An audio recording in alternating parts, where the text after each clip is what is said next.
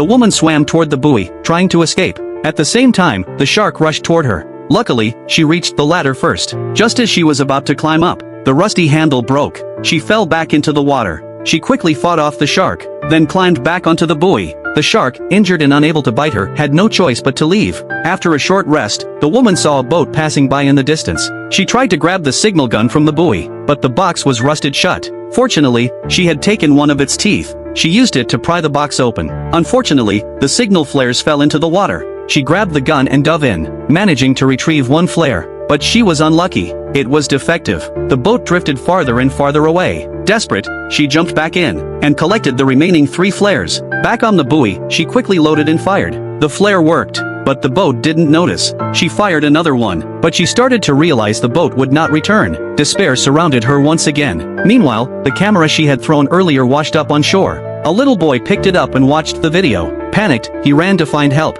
Back in the water, the woman's wound began to bleed again. The blood drew the shark back. It slammed into the buoy. She stood up and faced the shark. She fired a shot, but it didn't hurt the shark at all. The shark got angrier, and started ramming the buoy over and over. The woman climbed higher. She saw whale oil floating on the water's surface. The shark swam through it. She fired again, this time setting the oil on fire. The shark was covered in flames, but it dove underwater, and the fire went out quickly. Now even more enraged, the shark began biting the buoy. The shaking caused it to flip. The woman quickly crawled inside the iron chamber to hide. The surface went quiet. Then the shark attacked again. It kept tearing at the buoy. The woman saw twisted steel bars underwater. The chains holding them were about to loosen. She dove into the water. The shark's mouth got stuck in the metal. She removed her tourniquet and tied it to the chain. Right before the shark broke free, she yanked the chain loose. She sank quickly with it, just barely avoiding the shark. But the shark couldn't stop in time. It shot straight into the steel trap. The woman survived. Meanwhile, the boy had found his father. They spotted someone floating in the water. They pulled the woman to shore.